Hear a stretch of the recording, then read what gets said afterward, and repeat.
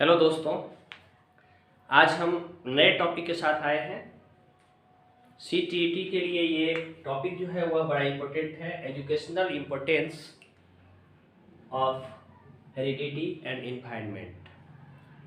Environment और यानी आनुवंशिकता एवं वातावरण का शैक्षिक महत्व। क्योंकि आप सभी टीचर बनने वाले हैं तो टीचर को ये पता होना चाहिए कि ऐसा क्या करेंगे ताकि बच्चों में अच्छे ढंग से शिक्षा ग्रहण करने की क्षमता का विकास हो और साथ ही साथ वह अच्छे ढंग से अधिगम कर सके। यहाँ अधिगम का अर्थ होता है सीखना, वह अच्छे ढंग से सीख सके। अच्छे ढंग से सीखने के लिए बच्चों में जो प्रवृत्तियाँ होती है उन प्रवृत्तियों का अध्ययन शिक्षकों को करना आवश्यक है। तो इसके लिए उन प्रवृत्तियों के जो मूल स्रोत होते हैं, बच्चों के विकास के जो मूल स्रोत होते हैं वो दो स्रोत होते हैं। एक होता है वातावरण और दूसरा होता है वंशानुक्रम यानी आनुवंशिकता।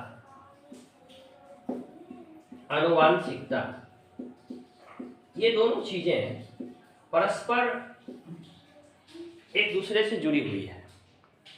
उदाहरण के लिए आप ऐसे समझ सकते हैं कि शरीर की संरचना का निर्माण, जो शरीर की वास्तविक अवस्था है, जो शरीर की जो संरचना है, उसका निर्माण उसके वंशानुक्रम से होता है। जिस तरह के परिवार में जिस तरह के उसके वंश में सदस्य होते हैं, जैसे उस प्रकार के माता पिता होते हैं, जिस तरह के उसके दादा दादी होते हैं या परिवार के अन्य सदस्य होते हैं, बच्चे के शरीर का गठन उसी प्रकार का होता है।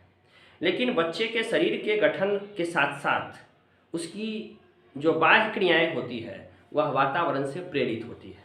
पिछले वीडियो में मैंने इसका संपूर्ण विश्लेषण किया था। तो यह वातावरण से प्रेरित होती है। तो इसमें जो सबसे पहली बात है कि बालक के संपूर्ण व्यवहार, जैसे कि वंशानुक्रम वातावरण की अंतःक्रिया के द्वारा निर्मित होता है। वंशानुक्रम और वातावरण इन दोनों की अंतःक्रियाओं के द्वारा निर्मित होता है। बच्चों का जो संवेग है, बच्चों के अंदर जो आगे कुछ सीखने की, जो अधिगम करने की जो क्षमता है, यह उसके वंशानुक्रम से आता है। लेकिन वातावरण के द्वारा वह प्रभावित होता है और वातावरण के प्रभाव में आकर के उसके अंदर मूल रूप से विकास को एक दिशा मिलती है, एक गति मिलती है और उसका पूर्ण विकास धीरे धीरे होना शुरू हो जाता है। तो हमें यह जानना पड़ेगा, विद्यालय के सदस्यों को, विशेष करके शिक्षकों को शारीरिक, मानसिक, संवेगात्मक और सामाजिक, शारीरिक, मानसिक, संवेगात्मक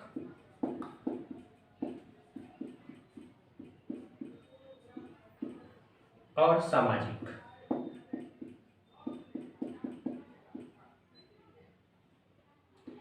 इन चार प्रकार के जो विकास होते हैं, इन चार प्रकार के विकासों को शिक्षकों को जानना चाहिए। शारीरिक, मानसिक, संवेगात्मक और सामाजिक, ये चारों तरह के विकास वातावरण से प्रेरित हो सकते हैं, आनुवंशिकी से प्रेरित हो सकते हैं, आनुवंशिकता से प्रेरित हो सकते हैं। यानी इन चारों पर वातावरण का भी प्रभाव हो सकता है और इन चारों पर आनुवंशिकता का भी प्रभाव हो सकता है। वातावरण और आनुवंशिकता, इस दोनों का संयोग, वातावरण और आनुवंशिकता, इस दोनों का जो संयोग होता है, यह संयोग ही बालकों के विकास का आधार होता है। इसलिए हम इस दोनों में से किसी एक को भी अलग नहीं कर सकते हैं। इन दोनों को में से किसी एक को भी पृथक करना बालक के अधूरे विकास का कारण है। तो यहाँ हम यह समझते हैं कि जितना बालक के विकास के लिए आनुवंशिकता की आवश्यकता है, उतनी ही उसके विकास के लिए वातावरण की भी आवश्यकता है। इसलिए वातावरण का और आनुवांशिकता, इस दोनों का अपना अपना विशेष शैक्षिक महत्व है और शैक्षिक दृष्टिकोण से इस दोनों पर अध्ययन होना आवश्यक है। विकास की वर्तमान विचारधारा में प्रकृति और पालन पोषण दोनों का महत्व है। अब मान लिया जाए कि कोई व्यक्ति, कोई बच्चा जिसका जन्म हुआ है, अब वह बच्चा धीरे धीरे उसके शरीर में विकास होना प्रारंभ हुआ। अब शरीर में विकास के लिए पोषण की आवश्यकता होती है। अब देखिए, शरीर है,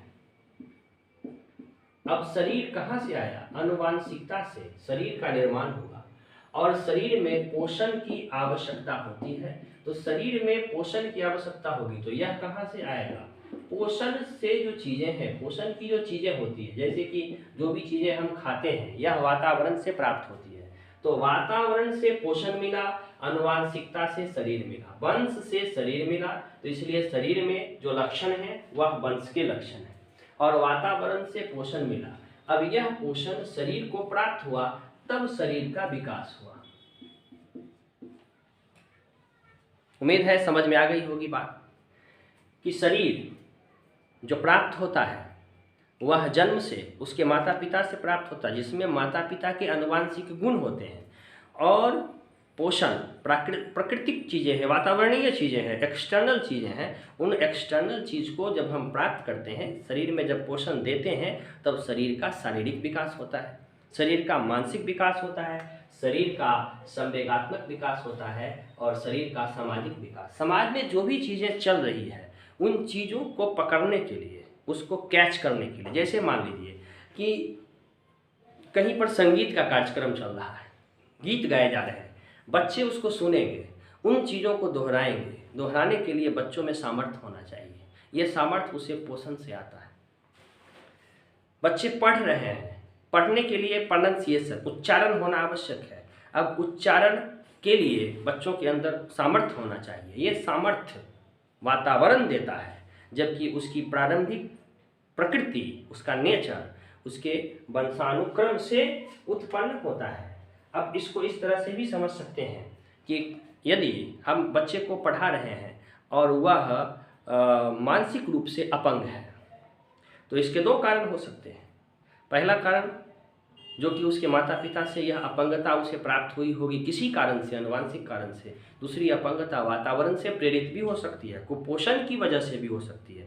शिक्षा का असर वहाँ पड़ेगा, बच्चे वहाँ नहीं सीखेंगे। प्रश्न यही है कि आनुवांशिकता और वातावरण का शैक्षिक महत्व क्या है? तो एक शिक्षक को और बच्चों के अंदर पाए जाने वाले आनुवांशिक गुणों को भी ध्यान में रखना चाहिए और उसे बाहरी रूप से जो वातावरणीय प्रभाव है, उसकी जो सामाजिक अवस्था है, उसकी जो सांस्कृतिक अवस्था है, उस अवस्था का भी ज्ञान होना चाहिए, ताकि दोनों को मिलाकर शिक्षक यह समझ पाएँ कि बच्चे के लिए क्या आवश्यक है और बच्चे के लिए किस प्रकार से उसका विकास, उसका मानसिक विकास, बौद्धिक विकास कि शैक्षणिक विकास किस प्रकार से किया जा सकता है।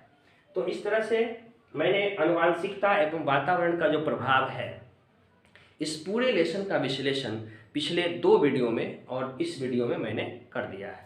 अब इससे संबंधित जितने भी प्रश्न हैं उन प्रश्नों को आप प्रैक्टिस कीजिए, वो प्रैक्टिस करने पर वो प्रश्न आपसे बन जाएंगे। इस वीडियो के अंतर्गत जो भी चीज़ें मैंने बताई है, उम्मीद है उससे बन जाना चाहिए। इसके बाद हम अगले लेसन में आपसे फिर मिलेंगे समाजीकरण की प्रक्रिया के साथ, कि किस तरह से समाजीकरण की प्रक्रिया होती है, किस तरह से सोशलाइजेशन प्रोसेस होता है और बच्चे का किस तरह से सामाजिक विकास होता है। तो तब तक के लिए धन्यवाद।